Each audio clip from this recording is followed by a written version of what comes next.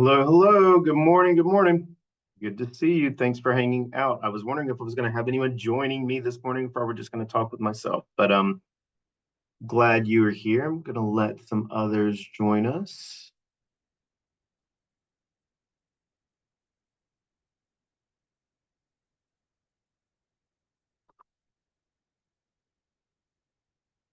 Got a few more coming.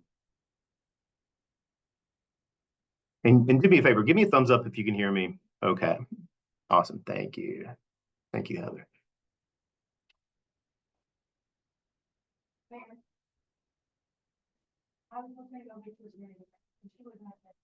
All right. So we are recording this morning. And I will post this on our VHE YouTube channel. But I'm going to go ahead and start because I want to honor your time and again just say thank you for hanging out and joining. This coffee talk is going to be a little bit less traditional. I usually present something, but today I am not. What I'd like to do is I would love to pick your brain about a few things just to kind of get some feedback as we move towards what our district refers to as like budgeting season and the decisions that we need to make as for our school in the light of some interesting shortfalls and potential huge budget cuts for every one of our schools in Atlanta public schools. So I wanted to just pick your brain about that. And then after I've captured some of your thoughts, you are welcome to ask any question whatsoever, and I will absolutely do my best to answer. And if I can't answer that question, I will certainly get back with you, but I will find out the answers. So I'm going to ask you some questions. You are welcome to come off of mute, or you can type it in the chat. But so for those of you, are you aware that there are some budget cuts in Atlanta public schools that we're going to have to contend with in the 25-26 school year? Yay, nay? All right, I see a no from Armsby, Poliak. I see a no from Lauren, Heather, Ty. I see one from Deanie. Okay, perfect, perfect. Well, not perfect, but yes, there are budget cuts that will occur. So Atlanta Public Schools is having to make up a shortfall of $100 million, right? Pretty large amount of money there.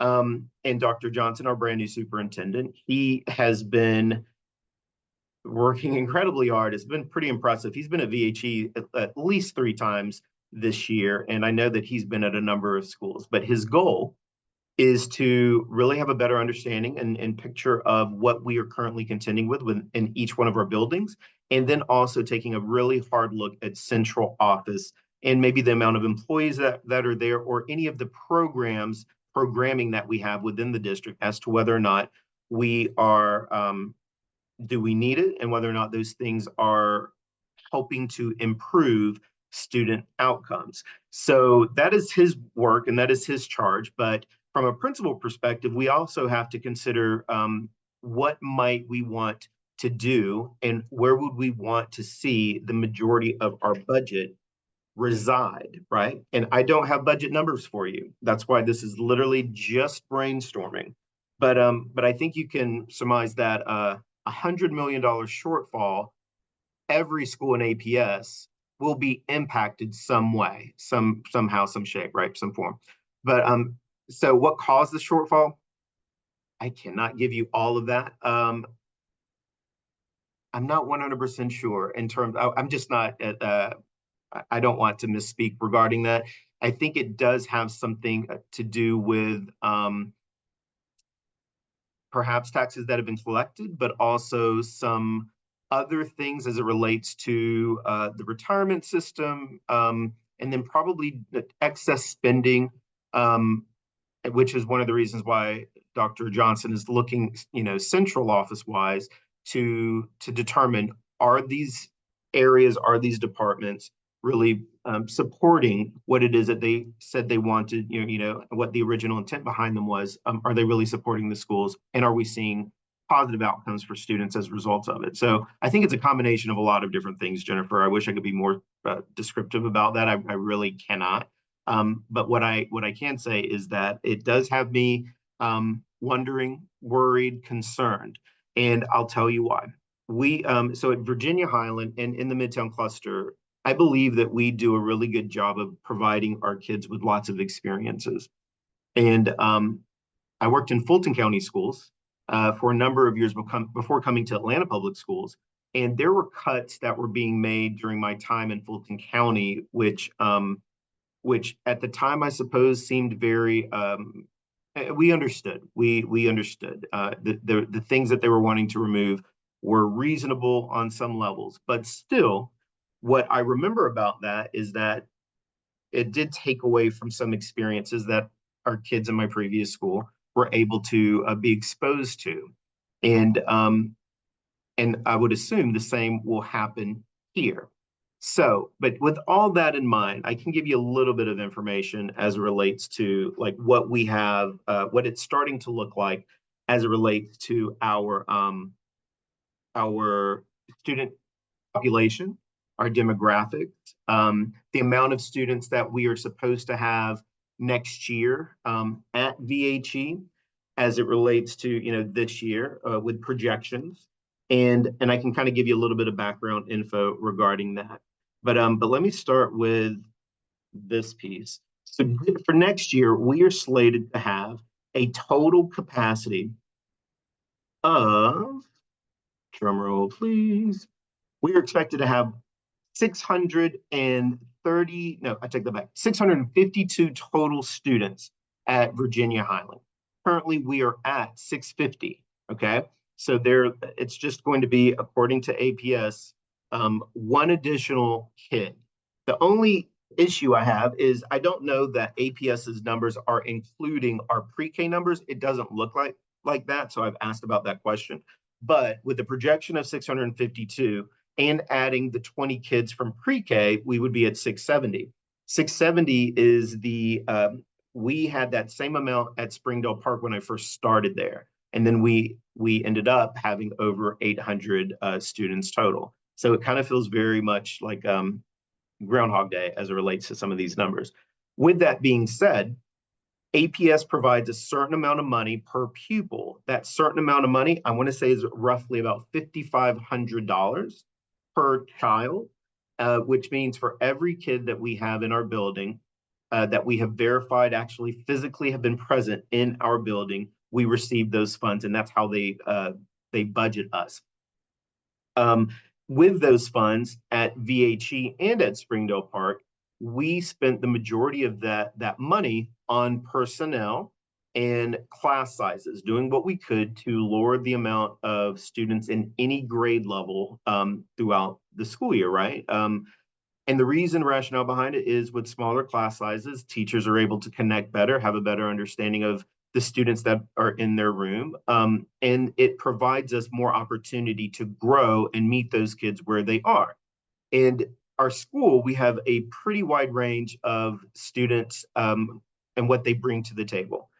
So having a smaller class size really is very helpful. It's incredibly beneficial in my mind and in my opinion to our teachers because again, they can support kids and meet them where they are and then provide like just right instruction, whether it's in small group or conferencing individually, but it does give them a lot more flexibility.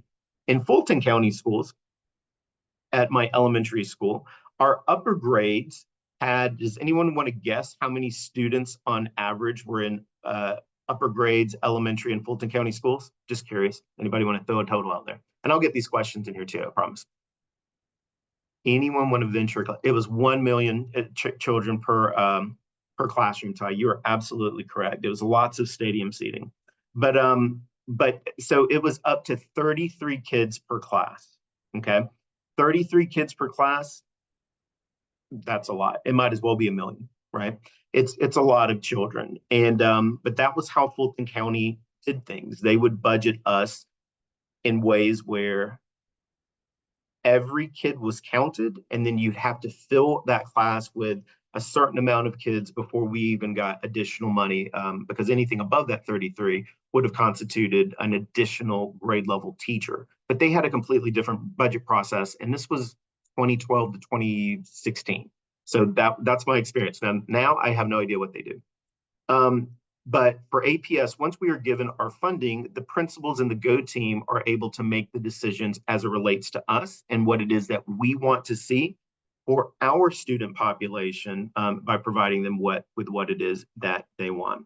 So again, we are projected for 652 kids next year. And the breakdown is like this. It's 111 kindergarten, 123 first grade, 115 second grade, 113 third grade, 99 fourth, and then 91 fifth. That is pretty much in alignment, obviously, with what we currently have. Now, we also know that this year we were projected to have 559 kids, and we are now almost, we're 80 kids plus over, because we were so under projected. As a result of that under projection, we were given additional funds to add another class at the first grade level, and we added 2 additional teachers, to support fourth and fifth because they had already larger class sizes, but it kind of helps us out with small group and again meeting kids with what where they're at and with what they need. So we earned a lot of money, and that was, from my experience, it was pretty unprecedented to earn the 3 teachers at a salary of an average salary of about $109,000 for each. That 109 is their salary and their benefits. So never earned that many teachers in the month of September in my entire career as a principal. So that was really interesting. And we lucked out. We found some amazing people. Anyway, with that being said, we've got some things that other things that we've got to contend with. We just recently finished our gifted testing, right? And we are now going to be jumping from, let's see, wanting to make sure I'm giving the right numbers. All right, so we are jumping from 138 total kids currently in gifted. We added 60 more children in our gifted program, which again, that's a pretty big number, a good number, we will take it. So we're right at 200 kids. So I'm now going to have to contemplate and think in terms of, well, we've got more kids there. So how are we going to continue to support them? And what do we need to do to make that happen? Our special ed population is starting to increase by just a few. We have right at around 30 plus students who are receiving special ed services.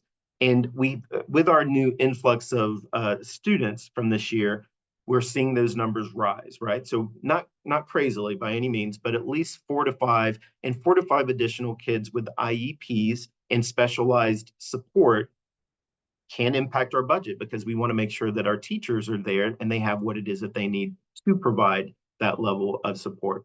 Same thing happens with gifted. I don't know if you know this, but if you have a child that is in our gifted program, our 2 gifted teachers, they teach all grade levels, right? I mean, all, with the exception of kindergarten. Kindergarten will start next year, but they'll as first graders. But they have a lot that they are prepping for, having all grade levels first through fifth. So it's a lot. I'm just going to be real with you. So with these numbers increasing, I'm going to have another teacher in order to meet that need. So then that means that's coming from somewhere else, right?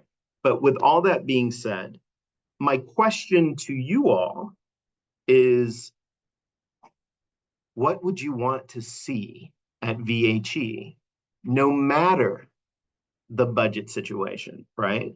And I know this is somewhat of a loaded question, but I'm here for it. I'm excited to hear what you guys say.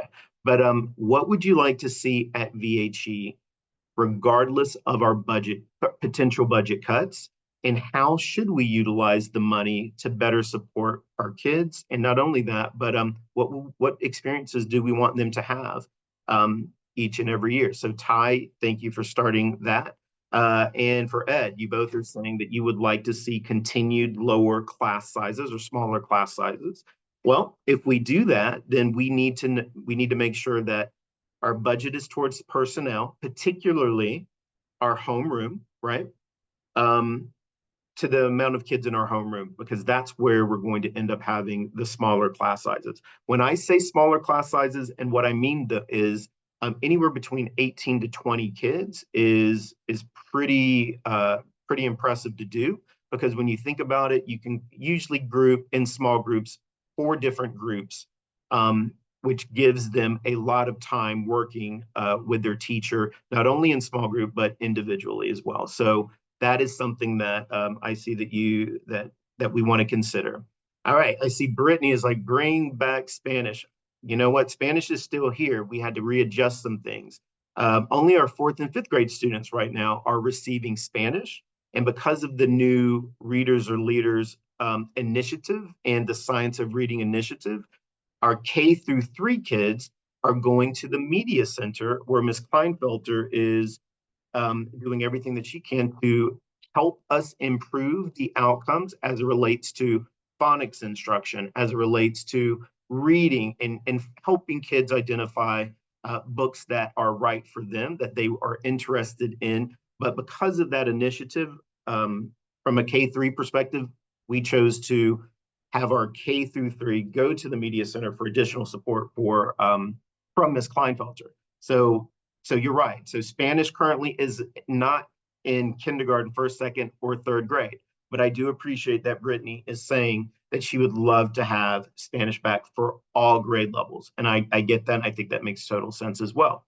And that's coming from someone who, my mother's Panamanian, and I was a world language coordinator in Fulton County Schools. So anytime we're able to add language, then I want the language, because I think it's a great time for the kids to learn it.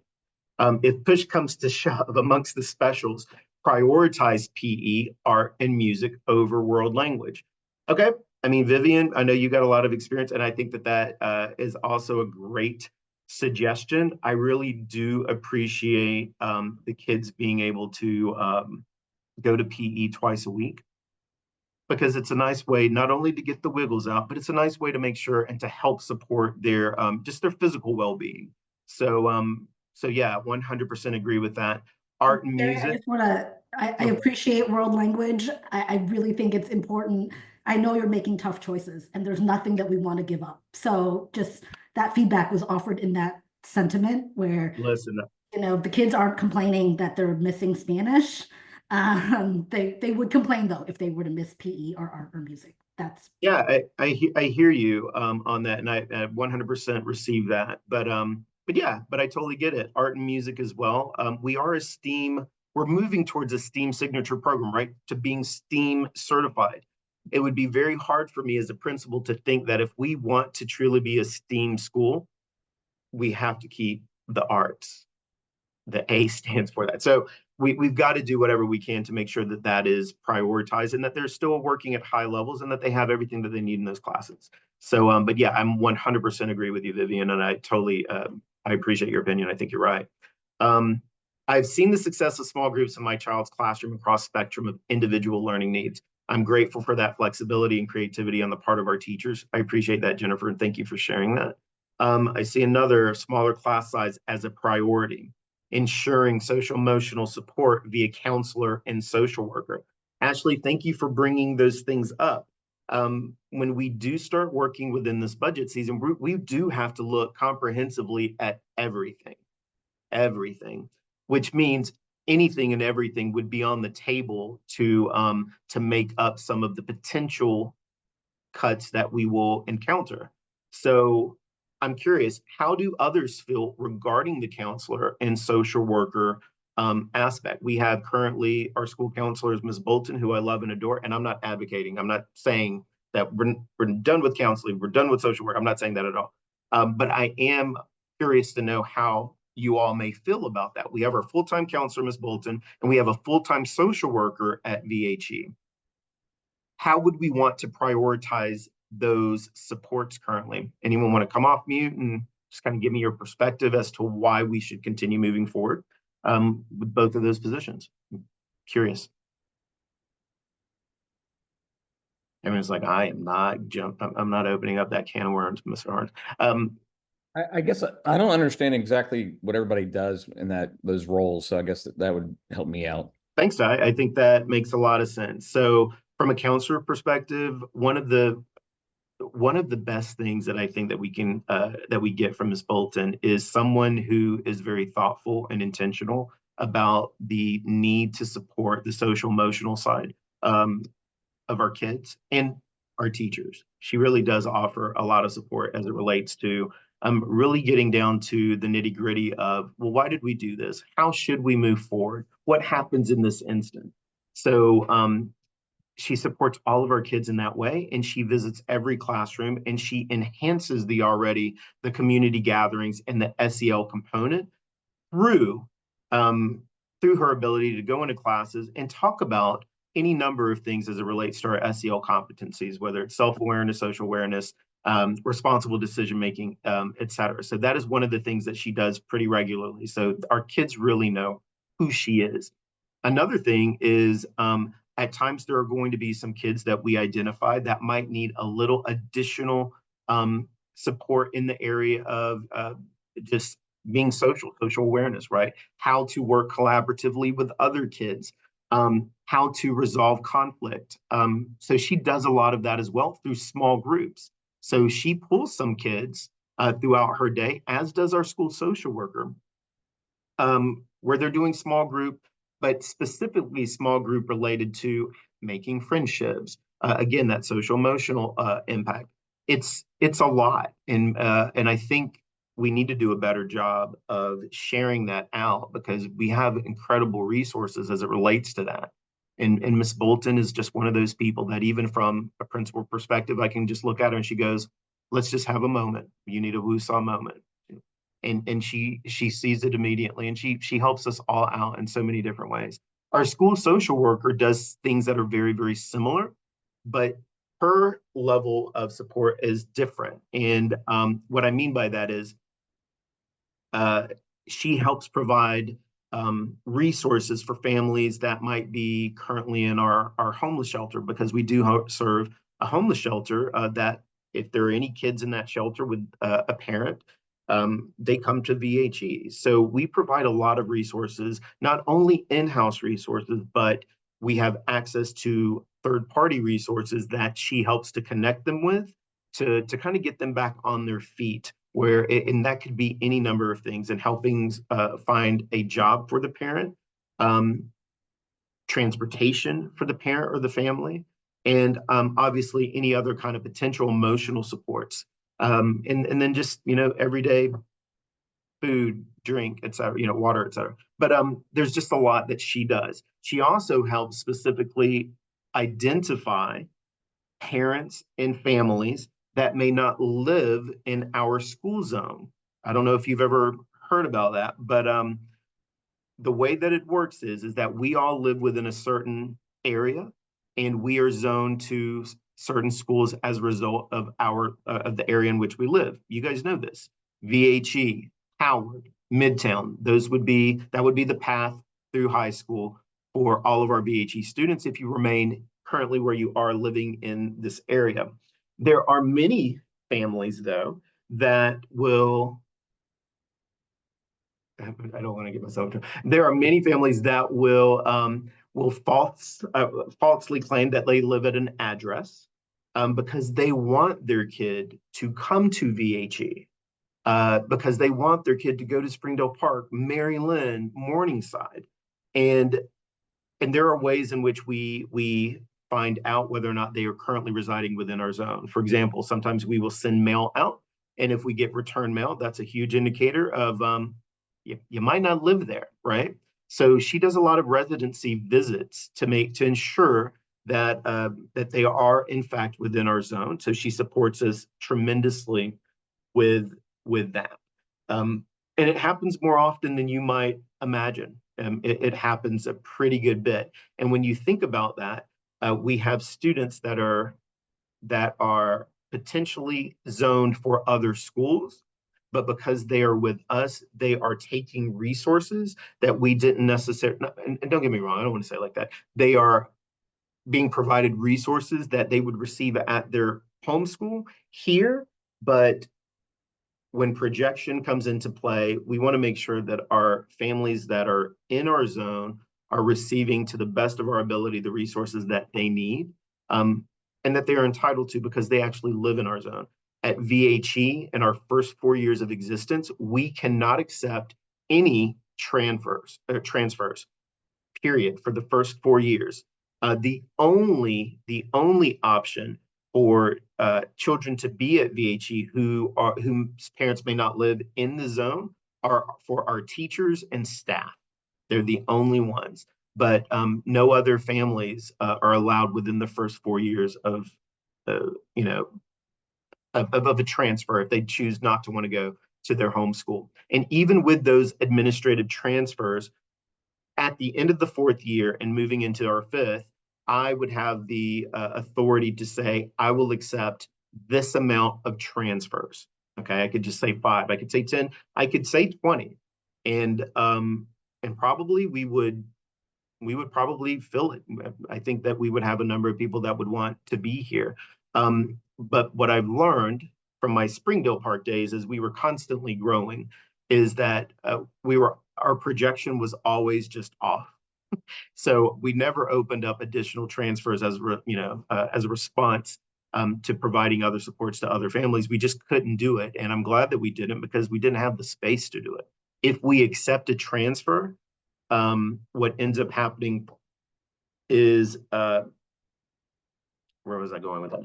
If we accept a transfer, what can happen is that that student and that employee, even if they no longer are in our school, working in our school, they are still entitled to be at our school for the entire time, K-5, because the transfer was accepted that one time. And I hope that makes sense.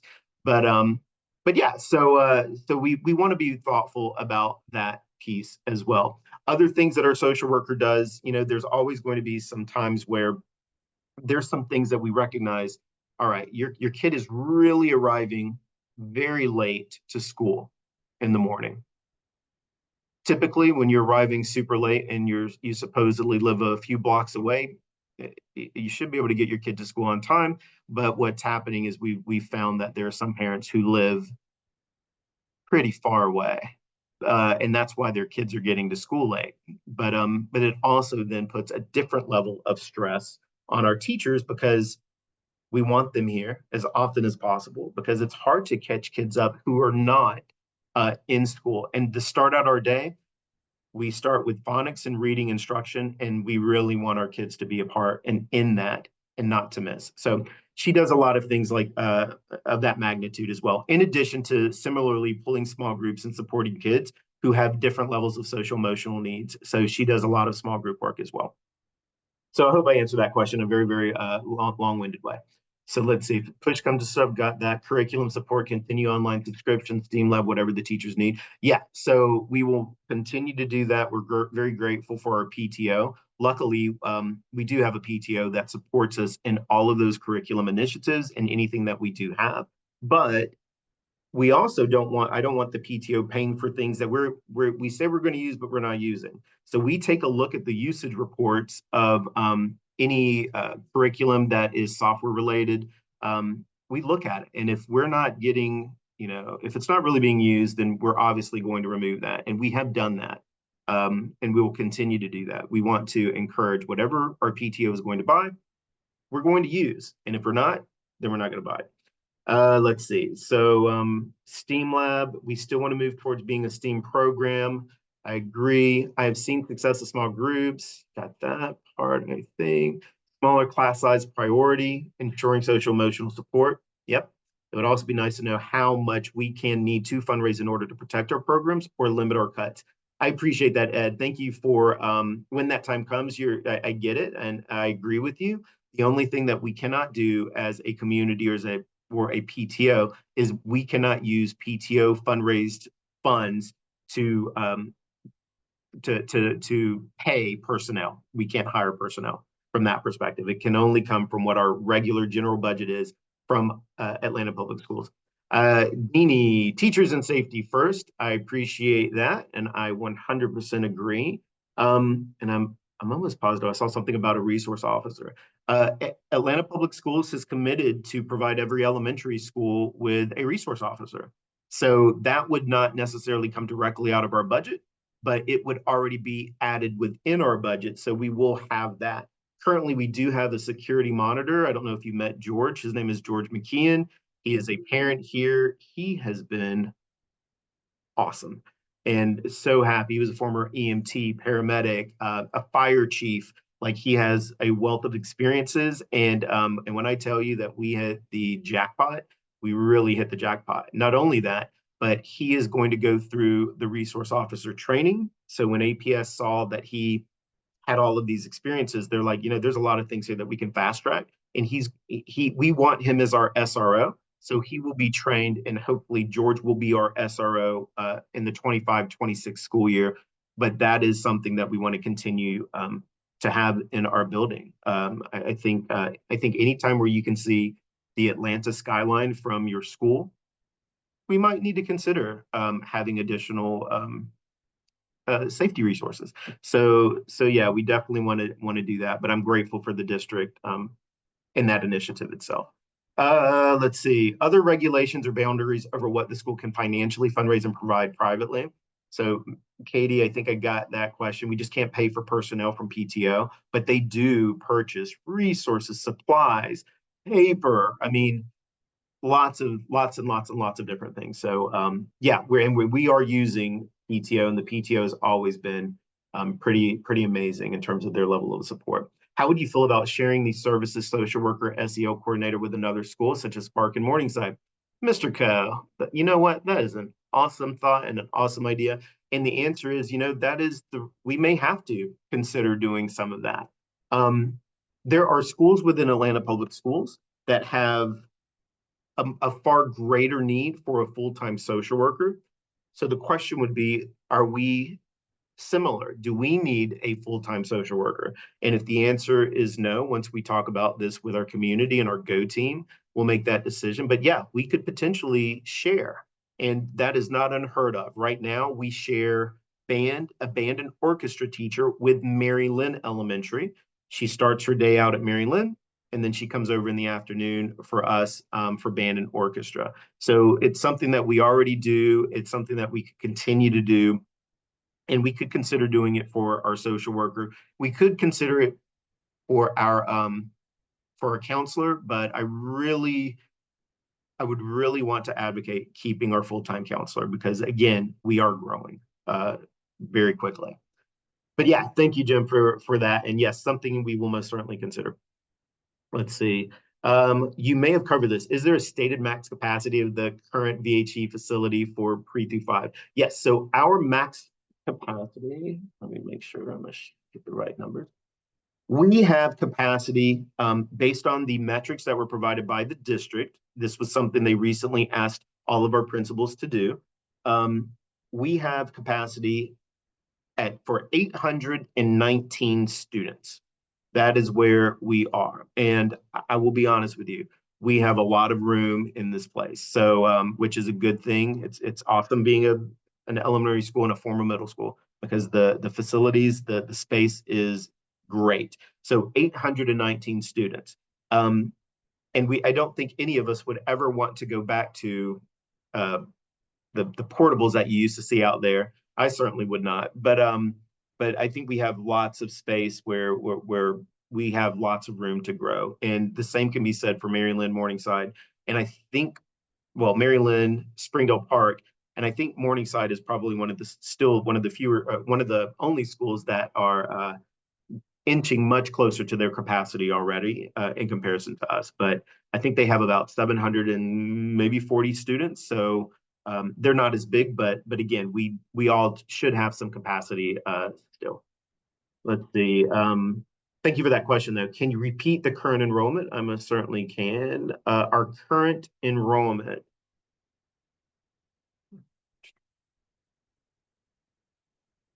So current enrollment. So here, I'm going to share my screen just so you guys can see this.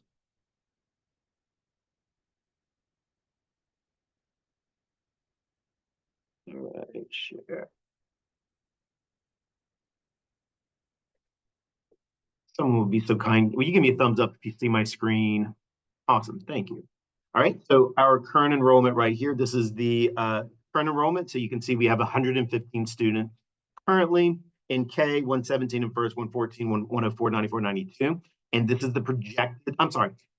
Yes, this is the current enrollment. No, I take that back. this is the current enrollment.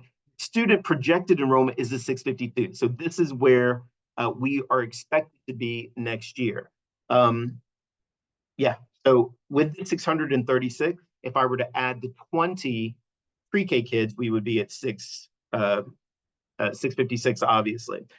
This is the enrollment without pre-K. So we would actually be 672 next year. So just to kind of give you some perspective of what enrollment looks like right now. So we've got to contend with that. Right now on our kindergarten team, we have 5 teachers. Right now on first, we have 6.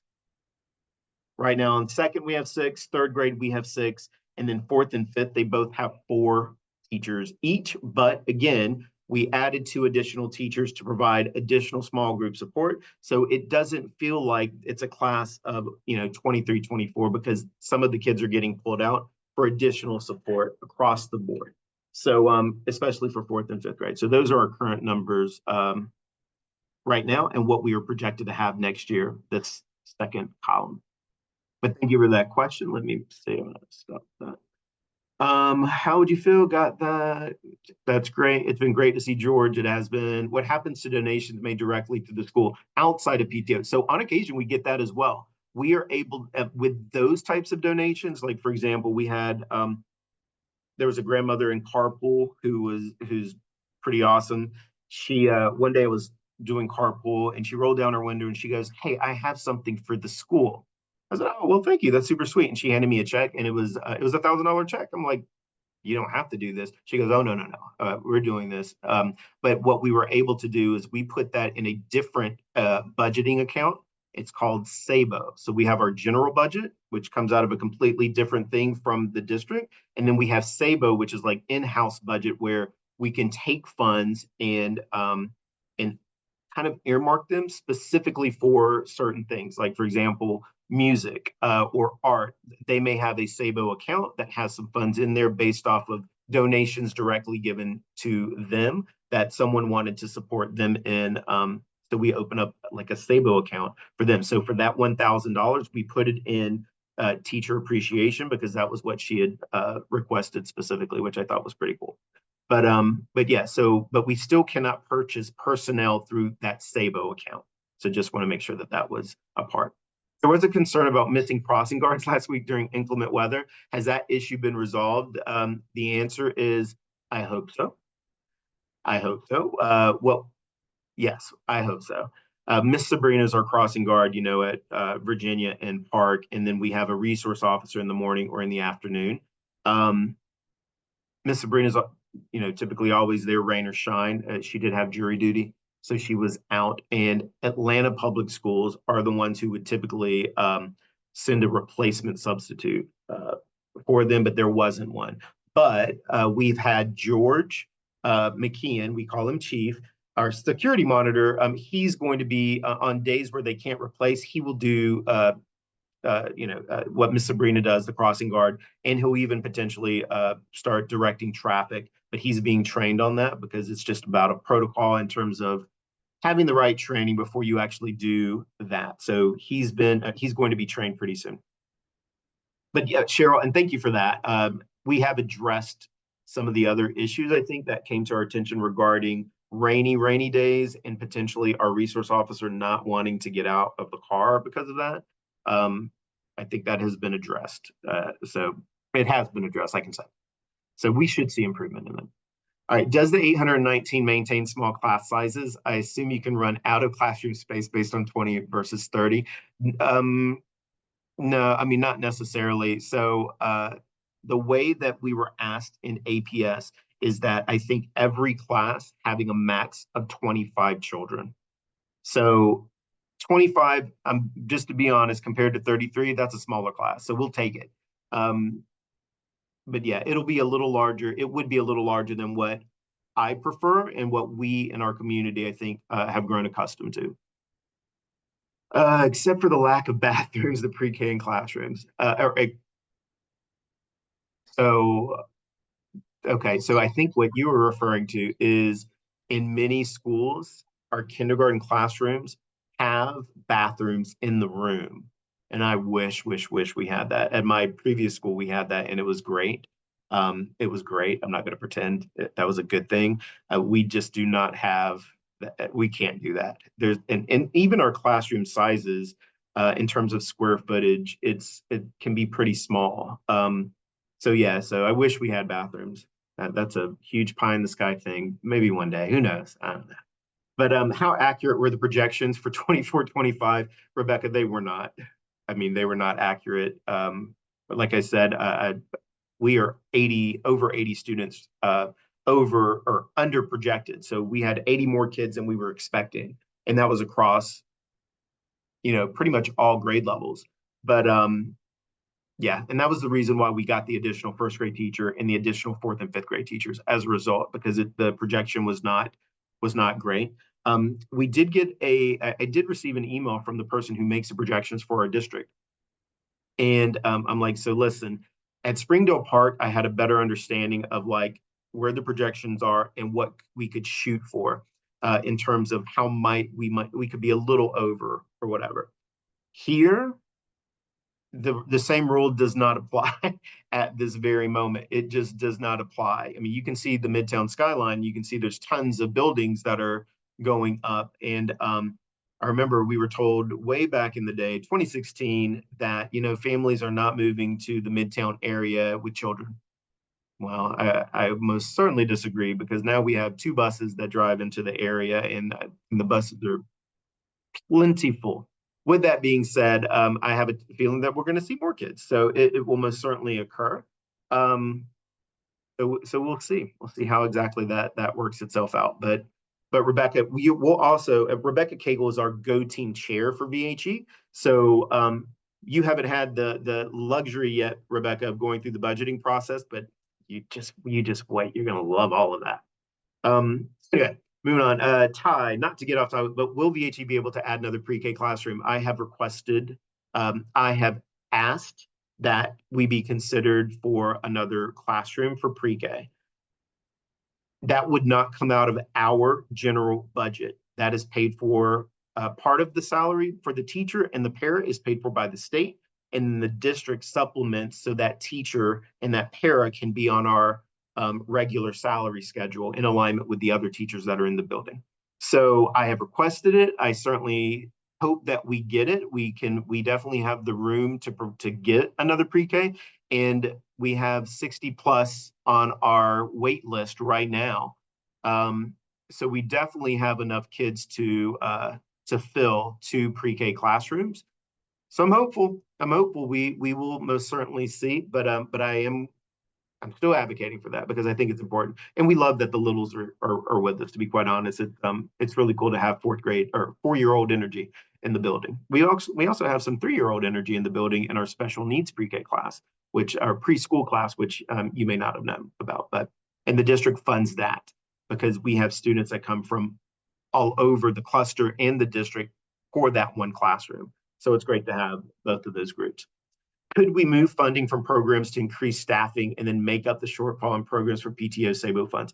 SABO, not really so much, because the reason why I say SABO, not really so much, we don't have a lot in SABO because we were just a 1-year school, right? So, and through November, other schools like at Springdale Park, they had a much larger amount of money that was in SABO than what we do currently. But we have to build that up because we are so new.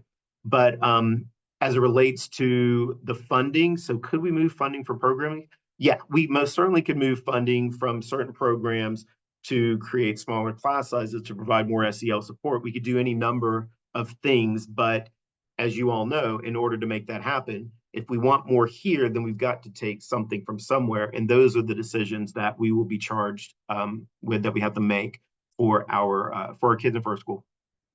Crosswalks. There isn't a crossing guard at Clemont and Park.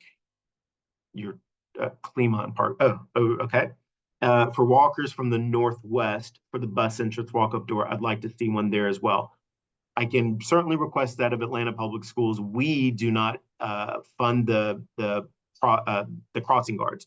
So, but you know what we can do is we can actually ask them to come over and just do a quick study to see if we can do something to support that. But I do appreciate that, Jennifer. Jennifer, do you want to say anything else about that? Yeah, I do, because I do think we need to push for that, because we have a lot of independent walkers that cross there, and they're not going to go down to the crosswalk and then walk back up to the entrance.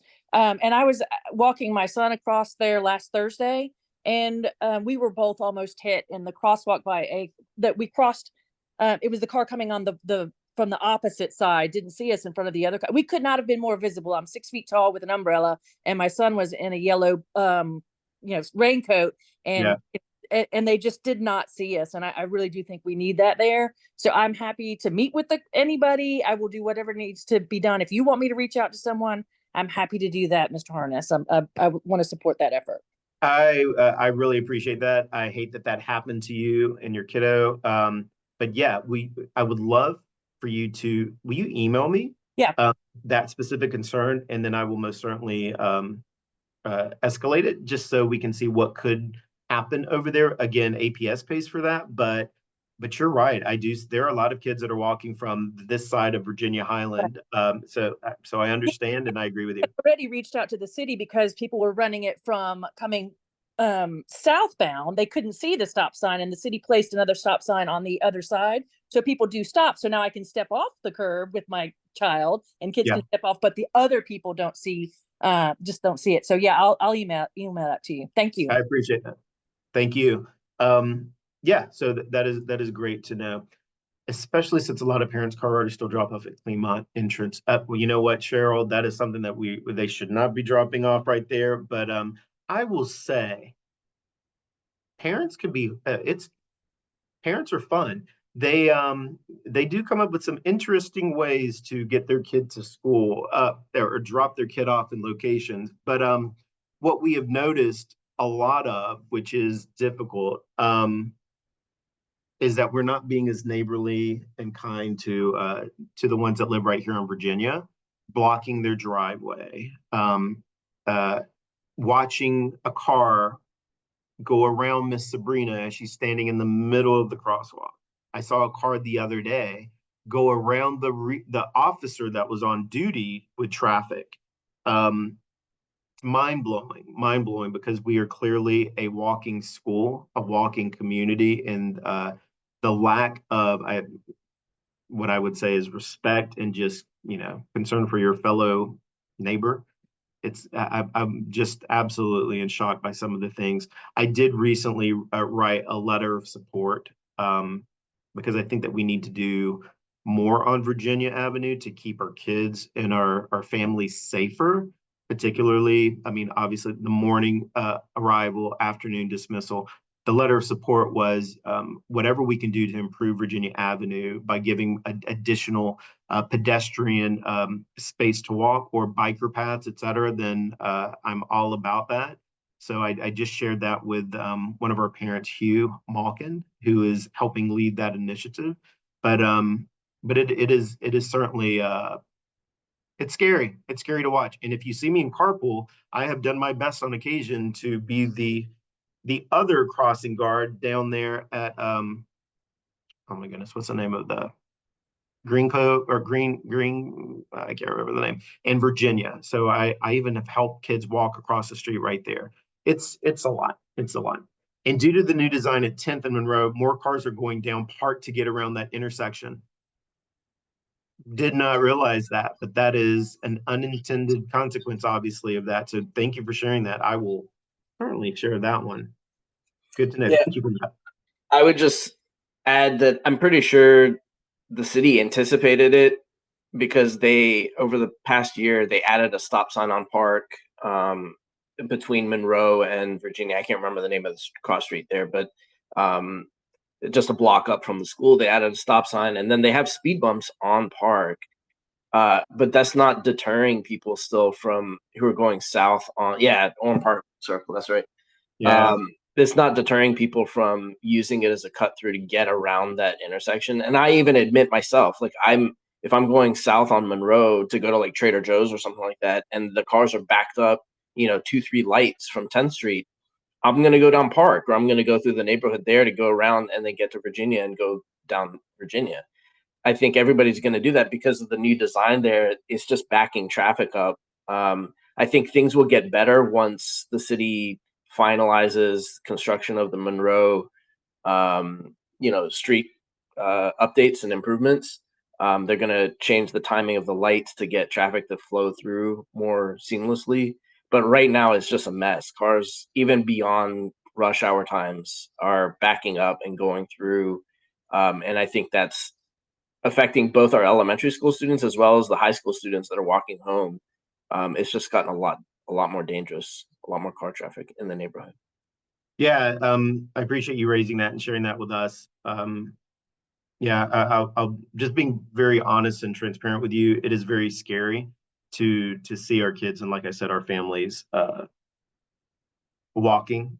We're excited to walk. We want to do this, but we also want to do it safely. So, yeah, anything that we can do, Naveed, if you'd email me that would be really good to just to have from you, because I will obviously do whatever I can to escalate that and escalate it in a way not only to Atlanta Public Schools, but even to our city council representatives.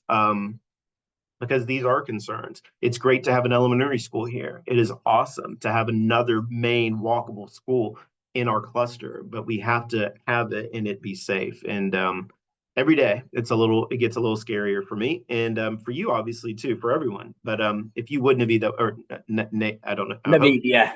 Oh, okay, perfect. I would love for you to email me if you'd be so kind as to do that. But We'll do, no problem. thank you. But okay, we can talk about all kinds of things, right? But are there any other things that are on your mind as it relates to a budget thing? So you all were absolutely no help to me. I'm kidding. But the thing is this, is that I am very much like you all. I want our kids to have all the things. I don't know that we can allow or we can make it happen where all of our kids have all of the things based on what we may experience in the month of January. But are there other ideas that we can consider cutting or focusing more on? Any other suggestions? Look at utility bills. Now, listen, that one's I've driven by the school maybe 10 o'clock. It looks like all the lights are on. That is not because the teachers have left them on, I promise you. It's typically the night crew, but it's a really interesting point. I will. I'm going to ask. I'm curious. I'm curious to know what their utility bills will be. We do not pay them. We do not get them. The district does, but it is. You're right. The lights are on often. We'll look at that. I'll let them know. Any other thoughts as it relates to the budget?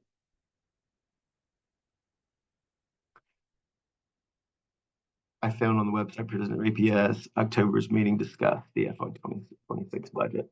Yeah, thank you for sharing that, Vivian. I think that is it's a really good place for you all to kind of take a look at what APS is dealing with in the moment. They also had a really good board meeting where Lisa Bracken, the chief financial officer, was going through scenarios and the decisions and that we have to make once we do see what our budgets are going to be. And we will have to make some decisions.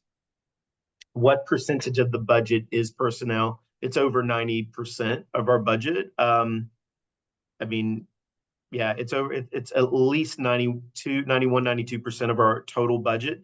The remaining percentages, it has to do with, I have to budget for substitutes. So if a teacher is out sick, then I have to anticipate up to 12 potential sick days a year. Now, we never go anywhere near that, but I need to have the budget to pay for the sub in the event that something happened and we had to. So there's some money in that. There's also some budget that is allocated to stipends for teachers. Some of our teachers do things beyond the regular school day. For example, like Science Olympiad, math club.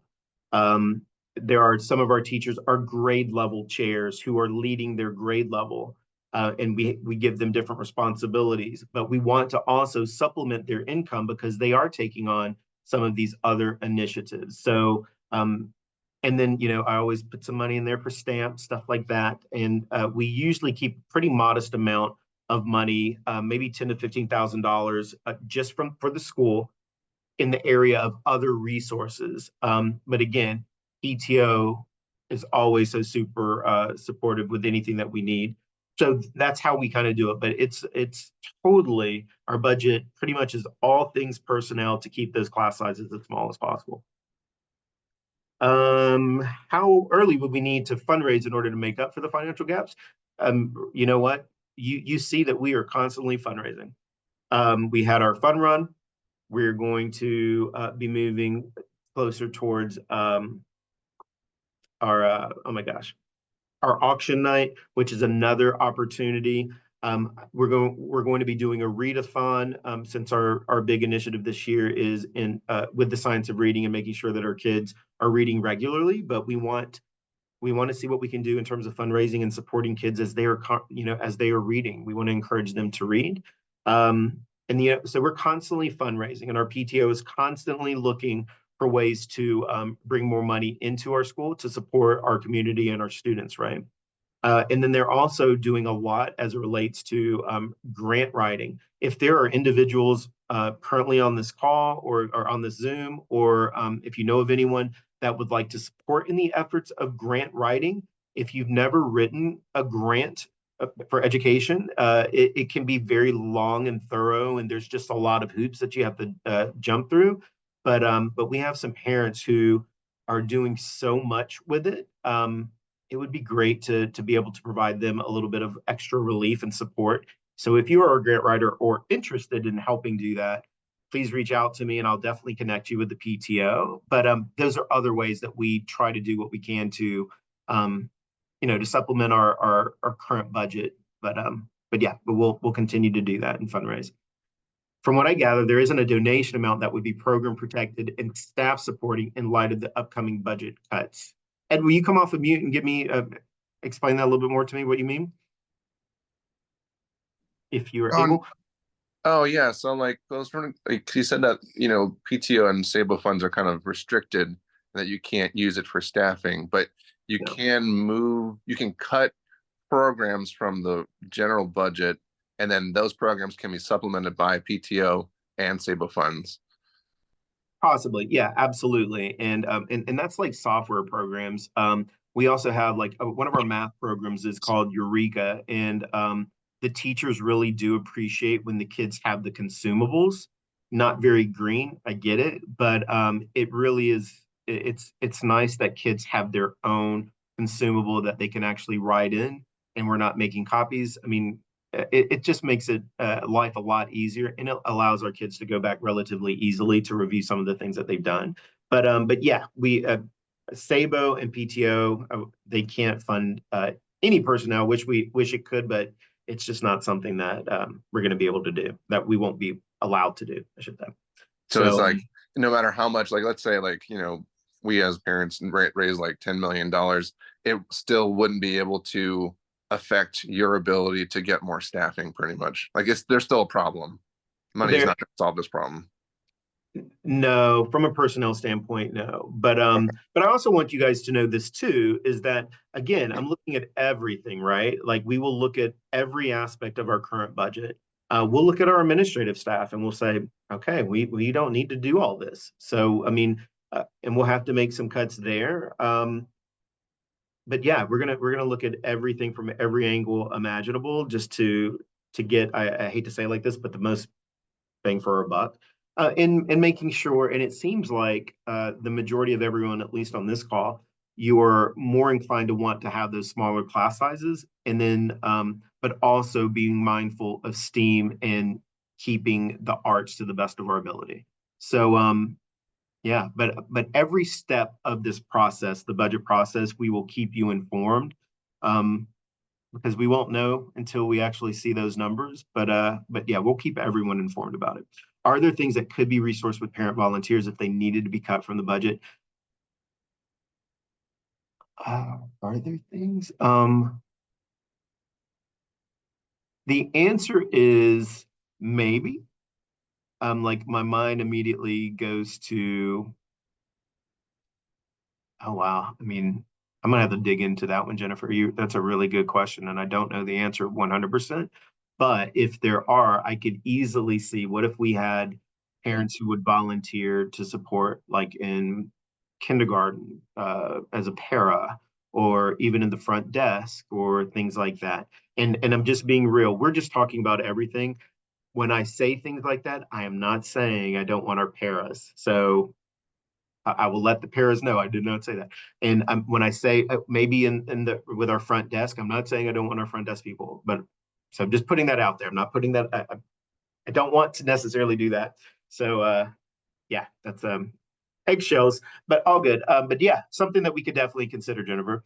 Yeah, I just put that out there. So let's think creatively. When you get to the point where you're making those hard decisions and have to make a cut, don't give up on whatever it is. And because I'm happy to help organize parent volunteers, be a parent volunteer, whatever that is. And so Yep. if there's a choice between two things, and one you could resource differently, just leave that open as an option. I'm just trying to think of creative budgeting. Yeah, no, I think it's a great suggestion. I'm going to dig a little deeper to that. I wonder what we would be allowed. Because like I said, with our budget, but for kindergarten, an example is we get more money for every kindergarten student as a result, because that's how we fund not only the teacher, but the para. So if the budget is being given to us based off of staff in that respect, in terms of the money, I don't know if I would be allowed not to have the individual, only to have it supplemented by a volunteer. But it's a good question to ask. So I'll definitely ask that.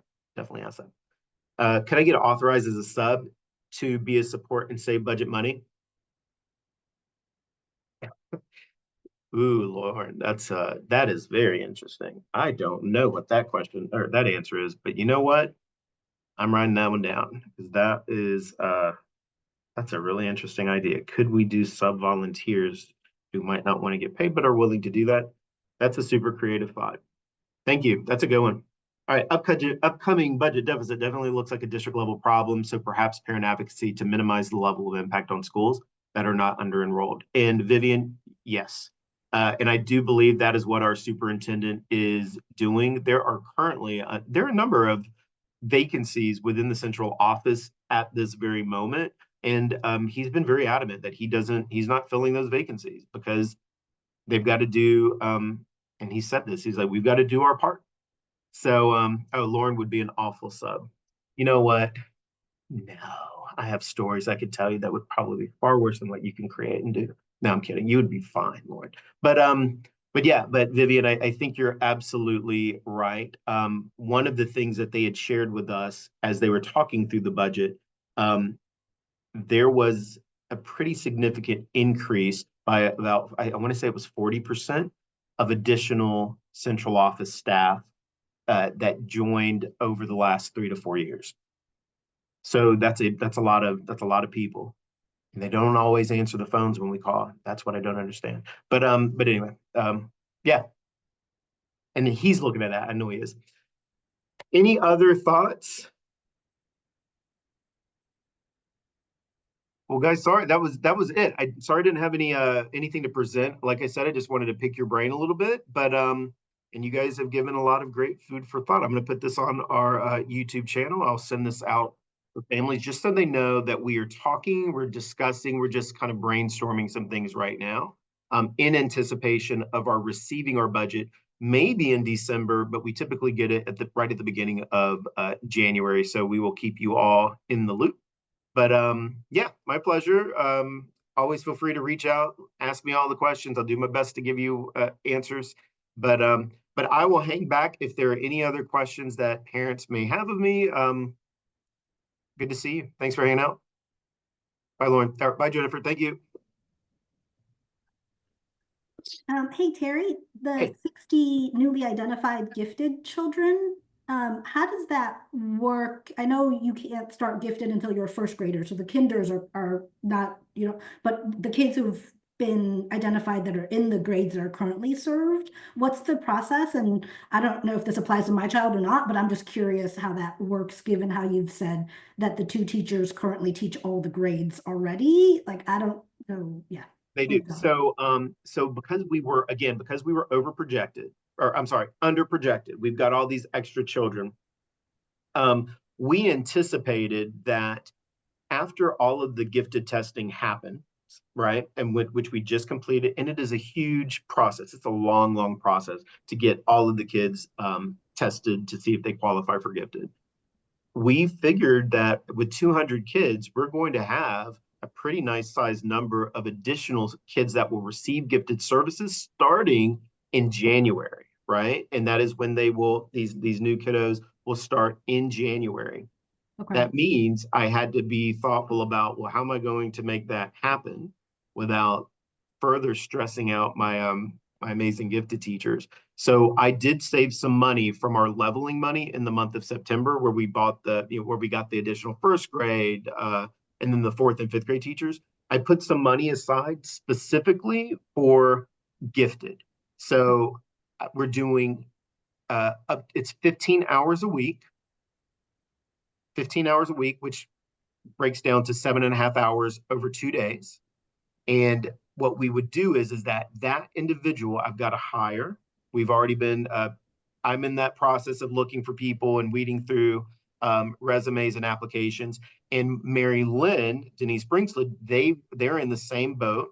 So we both are kind of hoping to potentially pool our money, but we've set aside 15 hours, 7.5 hours for 2 days for someone, whether they were retired or just wanted a little something on the side.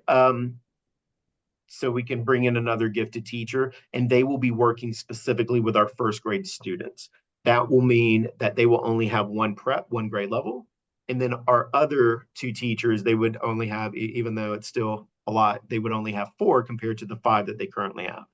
So, so yeah, we're going to hire someone. We've met with HR a couple of times already to try and figure out what the candidate profile is that we're looking for. And we just got confirmation this morning, like it's been posted, the position has been posted now for about a week and a half, but we have wanted to do something a little differently, Ms. Brinkslid and I, where we just sent out a hire view where they're going to answer some questions, record themselves through this platform. So it will kind of help us see what it is that they already bring to the table before actually scheduling interviews. The month of November and December for elementaries are just a lot. It's just busy. So we wanted to kind of streamline our process in searching for that individual. And if you know of anyone, Vivian, I know you got some good connections, but and Rebecca, Katie, Ed, if you know anyone who is certified to teach in the state of Georgia and has their gifted endorsement that may be interested in just teaching first grade gifted classes 2 days a week, that would help us out a lot. But we're looking. Right now, I've got 14 candidates who have applied, and out of the 14, there's only 6 who are qualified to do it. But yeah, so but we'll meet with all of them. Well, they're gonna do the hire view, and then we'll move forward with that. But if you know anybody, Vivian, are you certified for gifted? I am not, and I would make an awful teacher. I don't believe that at all. What about you, Rebecca? What's the class size now on the gifted classes? Because I had heard that, that is like the numbers are pretty large, and so gifted doesn't always mean small group attention because the class sizes are so large. But I don't know if there's truth to that. Yeah, the cap for gifted classes are 22 kids per class. So we can't go any further, or we're not supposed to go above that. If we had additional students that were to register and they were gifted, there are some exceptions that are made where we might have to go to 23, 24. But for the kids that we have in our building that we know, without considering, kids that could potentially come in, the cap is 22. So like, for example, right now in 5th grade, there's 40 total students. Obviously that's 2 classes. 37 in 4th grade, obviously that's 2 classes. And then 25, now above the 22, so 2 classes. 27 above the 22, 2 classes. But with the additional kid, it definitely is going to change things up a bit. And I need to look out for my gifted teachers and do whatever we can to keep it at 22 or fewer students. But by bringing on that additional person, they're doing a lot, and they do a lot. And we got to make sure that we look out for them to the best of our ability too. So, but yeah, so, but again, if you know anybody, any good leads, I will most certainly hear you out. It'd be nice to know. Anything else? But that's a good question. I do appreciate your question though, Vivian. Becca, I had a question, but go for it. Ed's been on for a while, so go to Ed first. Oh, Ed, what's up?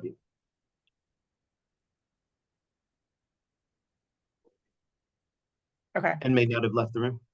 Yeah. Okay. So I'm sure I joined late and this was covered or was in some email, but when are parents hearing about gifted for that batch of kids? You'll be receiving notification pretty soon. We didn't want to send anything out until all of our kids went through the entire process of being tested. Yeah. The last thing that our teachers do, which is a part of the gifted process, is ensuring that there's a way through like awards that students have received that might have created like an indicator and another check that would help support them being gifted. So I know that they've reached out to us. We've looked at some of those things, but I think that we have those answers. You'll be hearing pretty soon because again, they're going to start in January. So. Yeah. And has kindergarten been, I know kindergarten doesn't start this year, but have they done kindergarten testing? They were the only ones that we did not. We have not tested kindergarten. Okay. We'll start testing kindergarten in January. Okay. The kindergarten tests are a lot of fun to witness, and it takes just a little longer to go through that with them. So like Vivian said, they'll start as first graders in August. Yeah. Yep. Okay, cool. And my last, like, this is more of a thought that I'm saying out loud for me to remember, but I am wondering about ways we can mitigate for kind of shoddy projections, like the possibility of that, because I feel like with what you have not being that accurate, you're going to be flat-footed like every year, unless there's some sort of, you're probably already thinking about this, but like, yeah, I mean, ways. Yeah. And Audrey Sofianos, who was the former principal at Morningside, she's our cluster superintendent. Audrey is very, very good at those projections. She and I would talk about this a good bit, but one of the things I think that is just different, where we're both like, is the fact that we are a new school and that we do have some students who were legacied in at perhaps like at Morningside or at Spark, meaning even though they're zoned for VHE, they're still at those two. And then that also means that potentially their siblings are there, but we've had some siblings who've come to VHE this year and they were part of that extra 80 kids, right? So, and that still could be the fact, one of the factors next year. But I reached out to, his name is Kavi Medulla, and I'll share this with you, Rebecca, just so you can kind of see his what he had expressed in terms of the way that he's looking at it. But I know that he's very well aware. When we got our projections last year in like the month of, I want to say December, I was like, Kavi, surely, or these numbers can't be right? I mean, and he was like, you know what, right now, based on our model and the way that we forecast, it does look like they are correct. He said, but it's going to be somewhat of a wild card. And I didn't realize how wild that wild card was going to be. But yeah, so we're looking to see what we can do, but I'll share that with you maybe at Go Team. And I can present something and show what it is that he shared with me and how we could have a better understanding of what we will have in our school next year. So it's a lot. Thank you. Sure. Anything else, friends? No? Well, then that's all I've got. I'm going to go and do some observations today. I'm excited. That means you will not see me anywhere up here in this front. So love you all. Thank you for hanging out. Bye, Vivian. Bye, guys. See ya.